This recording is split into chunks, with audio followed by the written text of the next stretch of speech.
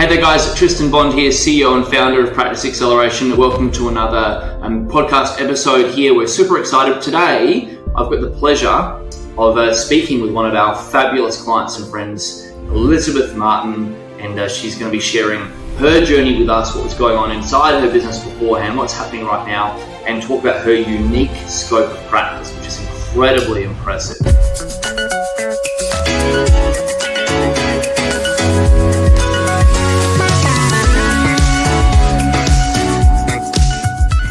So, Elizabeth, welcome to the show. Thank you for joining us. Thank you. Thanks for having me. Glad to be here. It's my absolute pleasure. So it's always a pleasure speaking with you. So that our audience can get to learn who you are and what you do, would you mind just doing a quick little intro? Like, who are you? Where are you from? What sort of practice have you got? Give us a bit of a lay of the land so everyone can meet you. Yeah, definitely. I'm Elizabeth Martin. I currently live in Portland, Oregon in the US. I'm originally from Denver, Colorado. So moved out west 20 years ago. Do you call it the Wild West? I mean, I feel like I should, but really, it's funny. The Wild West is typically more the central of the US. The Wild Central. Gotcha. Well, the Wild Central, like Denver area is probably more the Wild West than here. But anyway, let's see. I am a mental health occupational therapist. I've been in practice 10 years and opened my practice about 5 years ago. Decided to get like a dual degree, a business degree, in my studying to be an OT. Because you loved studying so much, you're like, why don't I just keep studying more? Let me just add it on. However much I can, let me add it on. Exactly. Tell me about your type of practice. You said you're a mental health occupational therapist. It's like a really unique business that you've got so that everyone can understand. Tell us, what are some of the things that you got? Who do you help inside your practice? How is that different to some other practices? And then we're going to get into the business side of things as well. So I, in the US, something like less than 5% of OTs specialize in mental health. It is more in other places outside of the US. All OTs use mental health concepts and practice in that way in physical rehabilitation, but it's unique that very few of us really specialize in mental health. So I opened my practice in 2019. At the time, I was working for a community-based mental health organization and really loved my job and really had a hard time with the leadership at the time. And so opened my practice to do something similar, but also have it covered by insurance. So one of the really the intersections is that most mental health OTs also work in programs that are government funded or funded by grants or, but not typically having it covered by standard health insurance. So we figured out a way to have our services covered so that it can support us in getting the practice up and running really. And in the practice, we are virtual only. So we do not. Now that is very unique and that's very cool. It's very cool. Yeah. So when we do see people in person, we're going to their house, or meeting them at the grocery store or meeting them, at the doctor's office, going to various places to meet them. Otherwise we do virtual services. Yeah, I love that. That's a really great range to be able to offer incredible service provision to your clients. So I'd like to talk about the business side of things. So you were in business for, you owned this business for 5 years. Is that correct? 5 years today? Yes. Perfect. Okay. So you and I have been working together now for about 6 months. Now, before you reached out to us, I just want to know, what caused you to reach out? What was going on in your business? What made you go, hey, I actually need to get some guidance here? Just walk me back to that and then we'll talk about some of the shifts that you've made and just go for it. Just share your experience because people watching the show and listening, they're going through the same stuff. So there's no rules here. You can say whatever you like. So what caused you to reach out? I'll say the biggest thing is that I've never been a manager in in anywhere. Never really managed people. Yeah, gotcha. Last at the beginning of 2014 or 2024, sorry, I'm like 10 years off. Beginning of 2024, I transitioned my practice to be contractor only to employee based, and that meant that I needed to really step up. Had to become a manager and a Correct. leader. Exactly, exactly. And that was a totally it just made my head spin. Whole nother set of laws, whole nother set of regulations. Like, I have to do what? You want me to what? And then not only that, but have to work with people. And I was approaching it like a therapist. Okay, well, I've done this, done this with people before. I can help guide people to this thing. And so really struggled with the balance between, is this a client, or is this, am I leading them? Am I managing that? Like, what am I doing here? Because I need them to work, and I need to like help support people. And I never wanted to be the manager that was, very just rigid, or, I'm more collaborative sometimes. Absolutely. Well, it's a balance, isn't it? It's a Yeah. balance. It's like, how do you have that boundary, but also be psychologically flexible and approachable, and empathetic, but still the leader at the same time. So that was a shift for you, like bringing on people to be employees rather than just contractors. Like you said, it changes the whole landscape of your business, but also you're moving into an area which you are unfamiliar with. Like, how how was that playing out for you? Like, what challenges were you having with moving into that model? Like, what difficulty was that causing for you? Um, Gosh, like, just I didn't really know how to ask people to show up and to do the things that they needed to do. Um, I would say that the difficulties that would come up is that, people were just kind of off on their own, doing their own thing, practicing in their own way, and yeah, yeah. It's not, and it doesn't support a thriving business, right? Gotcha. So let's talk about, like, what is a couple of the things, some of the first things we did together that made a difference. So I will say some of it has been content related, but the biggest thing I think that's made a difference for me has been the energy, right? The like coming to the coaching calls and seeing the model unfold, like seeing how people show up, the energy that people show up with. I was probably the person that was really sitting back and just kind of like, oh, okay, here we go, right? But seeing how you all run, the coaching calls, I'm like, oh, How we bring energy to those meetings. yeah, yeah, like that alone, really, I was like, oh, wait a minute, this is a different approach altogether. So there's got to be something to this. Yeah, I think like leadership. I mean, I won't go too off track, but like leadership's is it's an interesting thing, right? And I think if you want people to follow you, you need to be followable. And part of that is like energetically showing up in a way where, for us, it's like our clients are like, oh wow, these guys know what they're doing, and they're very certain in the path. Let's follow. And it's the same thing with you leading your team. Team need to be like, oh wow, Elizabeth knows exactly what she's doing, has my best interests at heart, and knows the exact pathway, and there's a plan. Let's go. Let's follow Elizabeth. And it's like, I often say to clients, like, some of the biggest things you can learn from us are just by observation of how we run our own business, and just like you said, modeling that, watching it all unfold. You've had some incredible wins with us, and I'd love for you to share a few. So I've got a few written down here, but like we've run some campaigns and so on. Do you want to talk to us a little bit about? I mean, people get really obsessed with marketing. Tell me, what are some of the wins you've had with marketing with us? Yeah, great question. So I will say I've put a lot of focus and energy into the managing and infrastructure, because that's where I, have initially wanted and also feel comfortable. So I am Why slowly. don't we start there? Like, let's talk about your personal hours and like what's changed there. So over 6 months, your hours they've significantly decreased. Talk to us about that.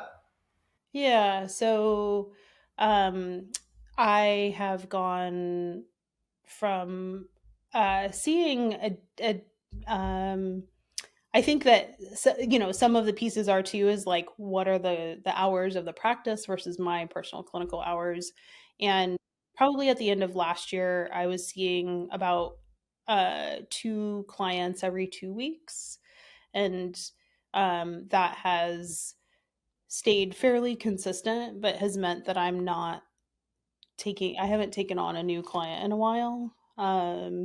And so yeah, that's probably. I've got it here. Like your clinical has gone from like 32 hours down to like 1 hour. Yeah, and I think part of that has been just the way I've reported the data. But yes, like I would say I have been up pretty high, but also it's like gone down significantly too. Yeah. So there's been a significant decrease in hours clinically yourself. And what difference has that made for you? Now you're not seeing as many patients yourself. What difference has that made for you to be able to lead your team and grow your business? It gives me a lot more time. I really get a lot of my own time back to be able to focus on what I need to and really get to, putting my attention on my team and like being able to notice, oh, yeah, this thing needs to be done. Oh yeah, absolutely. And also financially, like you're up now like an extra about 100 grand a year, which is pretty awesome. That is fantastic. So congratulations. I think business is about a number of things. It's well, our goals are how do we obviously get rewarded financially for the benefits and the transformations we bring. How do we work the hours that we choose so that we can feel energetic? And then finally, how do we actually feel about our headspace? Like how do we get enjoyment ourselves? I mean, you're in the business of mental health, and but if you're working way too many hours and you don't know how to manage your team, then your actual mental health suffers too. So it's like, how do we actually really get the best of all worlds inside our business? And you're on that path, which is just it's amazing to watch. It's amazing to be part of this journey. I'd like to know, just as a question, why do you feel everyone needs a coach in business? Everyone needs a coaching business. A coach in their business. Oh, a coach in the oh my gosh, are you kidding me? So I would say I did take the path of getting a business degree, but that's not the same as applying it. It's not the same as what do I do to course correct in this moment when things are not going right. Getting to really, just have the like touch point of, oh, this is the thing that I'm running up against, to be able to get like an answer to that in a brief amount of time. It like really helps you to stay on track and build that momentum over time. Yeah. Oh, I love that. So it's being able to course correct and get access to really quick support.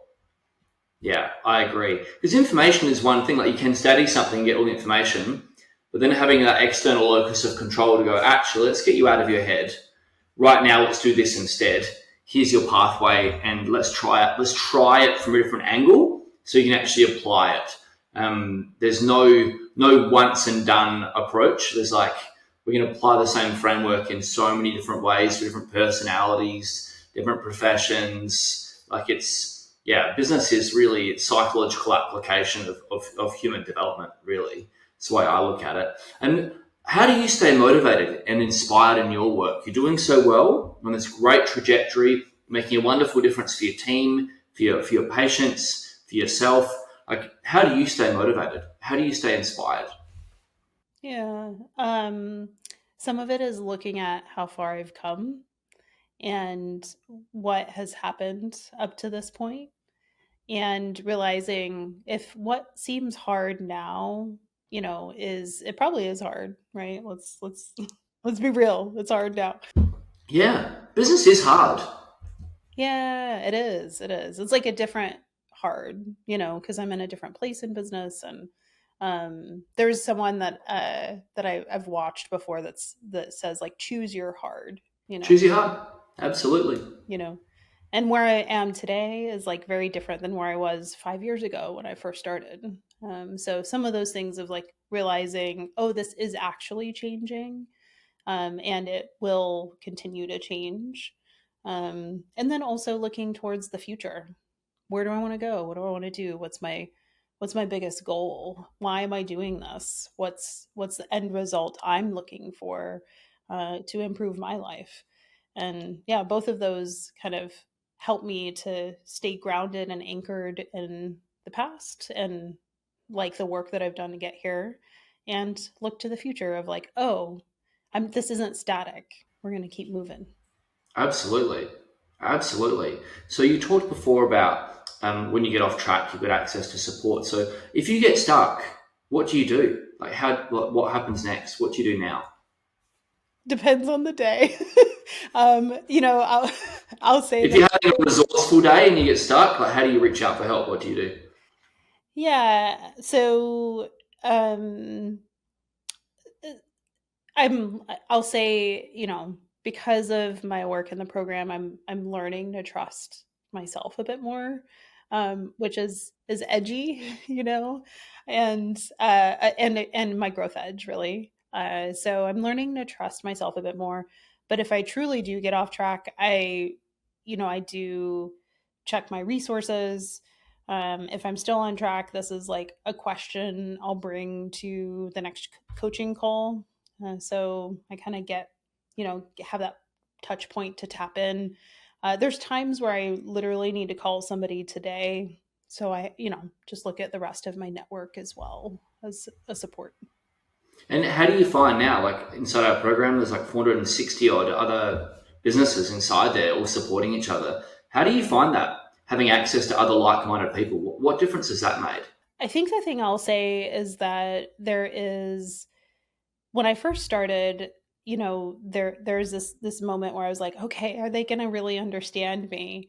Being from the US, like we have a different system, we have a different health system. Like, is this, and even just the language, different language, and we're both speaking English, but there can be some very nuanced ways that it's slightly different. So some of that has been, how am I going to make sure that I'm connecting with folks and that we're on the same page. But a lot of things that I'll do is like I'll search inside of the group to see, has someone asked this before?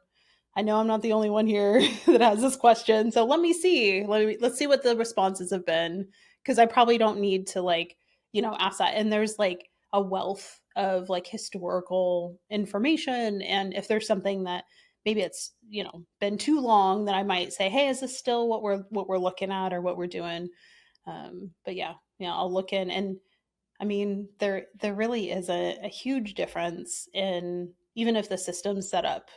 It's just nuances. It's like, and so we work with the clients in the US, Canada, UK, Australia, and New Zealand, and Europe. And there's nuances of difference. But it's business is business. It's all the same with different nuances. And that's an interesting thing. Is like often, so perhaps you felt that at the beginning, like, hey, like you're in the US, well, we're international, but I'm sitting here in Australia right now, and you're like, hey, can these guys help us? And you're like, because of those nuances, but now you've experienced it's working for you, which is pretty cool, pretty darn cool. And across professions even too. I mean, I think we get so much like, oh, it can only be this type of help in this way and be for this, but it actually, you've just built a system that applies broadly. We certainly have, yeah, and that's one of the reasons too we run so many coaching calls is to help with those nuances. So okay, well over here we do this in your way. We're going to change that to like that, so you get personalized direction. So I'm really glad to hear that.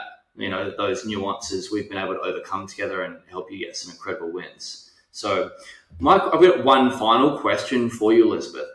What do you most love about your business now that is different to 6 months ago? Like, what do you really love about it? It so the systems that I've put in place mean that I just have to make this kind of slight modification for things to really start happening. And I think 6 months ago, it was like, oh gosh, okay, I have to like do this thing and do the thing over here and then do the extra thing, but right now I can just like make a slight modification to somewhere in the system that we've built. which is, all virtual. Like, we're not doing daily live stand-ups, right? Like, we've had to like adapt it to our system. And yeah, so I love that I don't have to put a ton of effort in to make a modification or course correct or do something slightly different. It's all mapped out for you. Yeah. Yeah. And we're the same. Like, I mean, obviously, we teach our clients, many of them are in brick and mortar businesses, how to run meetings and whatnot. You're virtual. We're also virtual. So the meetings that like you run, we run, and like it's like, hey, you don't need to reinvent the wheel. Like, let's just show you some different ways that we do this and so on. It's like, how do you? I think what's the purpose of a meeting? It's like, how do we actually have some connection? How do we connect with our team and get aligned with what's happening today? Find out if anyone needs any support, and have a structured methodology to it so that we all get the outcome that we need in the way that you want it to be presented. And I love that you do it in a virtual way, because I really relate to that, because that's the world that I live in. But I've also done it in the brick and mortar world. So it's the same, but it's just nuanced. Hmm. And I want to actually call out like one of those nuances is, you know, uh, doing that like daily meeting, what that looks like, or the variations or the ways that that can look. And it's like, ultimately, does it get you to the same outcome? Are we still kind of getting to the same place? So I don't know. I just it gives me food for thought to keep growing and considering the ways that we're doing things and how to tighten things up even more. And there's always ways to change it, always ways to improve it and evolve it. But like, I think the most important thing with making change is like, change doesn't take time; it takes a decision. And it's just saying, oh, I'm going to do this one thing. And I like the question, how and when can we get started, rather than when can we finish and what does finish look like? Because there's too much cognitive dissonance between here and outcome when you don't know that first step. And I think that's where a lot of us get stuck in life, is like, I want this outcome, but I don't know where to start. And the gap is so broad that it just feels like you're chasing this never ending horizon. Whereas it can be, what's our first step? What can we do? When can we start? And then providing you with that first step. So I'm a big advocate in progression over perfection, which I'm sure you are with your patients as well. So, question for you: what does Elizabeth love to do outside of work? What do you do in your free time? Oh my gosh. It's so funny. So one of the other maybe things that I do is I love going on walks with my dog. Love love seeing how she love explores the world and all of those things. I've got my dog is going crazy in the background right now, I'm thankfully I don't think my podcast mic actually picks up his pitch. Oh, yeah, yeah, yeah, yeah, yeah. And then the other thing that my partner and I are doing is like real estate investment. Oh, amazing! We like basically flipped a duplex, not flipped completely, but we remodeled it interior exterior, and are renting it out, and then just did that in our house. And so yeah. Nice. Oh, I love that. And now, well, you've got an extra 100 grand a year you can put into that stuff, so you can start building your property empire. Wow.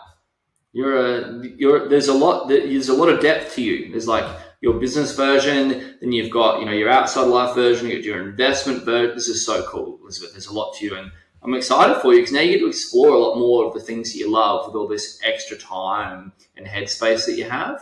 So I've got one final question for you, and that's, if someone was sitting on the fence about having a conversation with us like you were, because of the nuances, like, what would you say to them?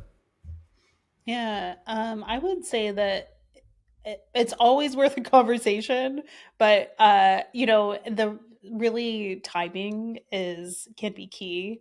I think I was watching a video of yours on YouTube on Christmas Eve last year, and I was like, "Done, let's do this." Like there was zero funnel. I was just like, "How can I get started?" Yeah, yeah. I think timing's a. there is never like, yeah, it's funny, isn't it? It's really interesting. Like we've got statistics on like how long people follow us for before they take action, and you were like, hey, see, act, boom, and other people like watch and observe, and we've all got different like thresholds for pain until we actually do something about it. But I think there's just like there is no right time. There's just time. There's just time. Everyone's different. But so if you're thinking about having a conversation, you're probably past that threshold of where we should chat. Like it's like dehydration. Like by the time you're thirsty, like you're already dehydrated. And the same in business. It's like don't let things get to a crisis point of like, oh, I'm really struggling, because it's cost you time. It's cost you time. Yeah, and I think the other thing that I think of is like you get to a certain point, like I was beyond startup, right? Like I was like, well, I'm not really starting up anymore. I'm kind of, and I always described our business as a rickety cart that it just like had a squeaking wheel, you couldn't get it to work and all those things. And so there's a certain point to where you really do have to implement systems to grow. And if you don't implement those systems, I had systems, right? Like I had systems before I started. Certainly can always improve on those things, but if you don't know where that's going and you're just guessing, then that really isn't going to serve you in the long run, I think. Yeah. You need a system for creating. You need a system for creating your systems, and a system for ensuring those systems are actually run and operated without being dependent on you completely. So, Elizabeth, I've had an absolute blast hanging out with you today. Guys, I'm sure that for all of you listening, I'm extremely proud of Elizabeth, just like we are, and probably blown away by some of the changes that she's made. Thank you so much for listening. We really appreciate you. And perhaps maybe one of you is listening right now, and like this is that moment that Elizabeth had on Christmas Eve. You're like, oh, maybe I need some help. And if that's you, please reach out. Other ways you can follow us are I'm Tristan Bond Official over on Instagram, where I share a lot of videos. I share a lot of processes and frameworks and tactics and strategies on how what you can apply in your business to make some amazing growth. So please make sure you follow us there, or you reach out, or you check out my book, all of which will help you massively. So Elizabeth, thank you so much for joining us for the podcast today. And I just can't wait to see what happens next for you, because the future is bright, and it's so much more open than it ever was before with the steps that you've now taken. Like you've come so far. Now what's possible is just massive. So I wanted to congratulate you and let you know how excited I am for the next, what's ahead for you in the next 6 to 12 months. Thank you so much. It's been a pleasure. You're so welcome. Well, thank you for joining us. All right, guys, we're going to sign off for the podcast right now. Check us out on Tristan Bond Official over on Instagram, and reach out. We'd be delighted to have a conversation to see if we may serve you. But thank you for joining. Ciao, ciao. Buonasera. Arrivederci.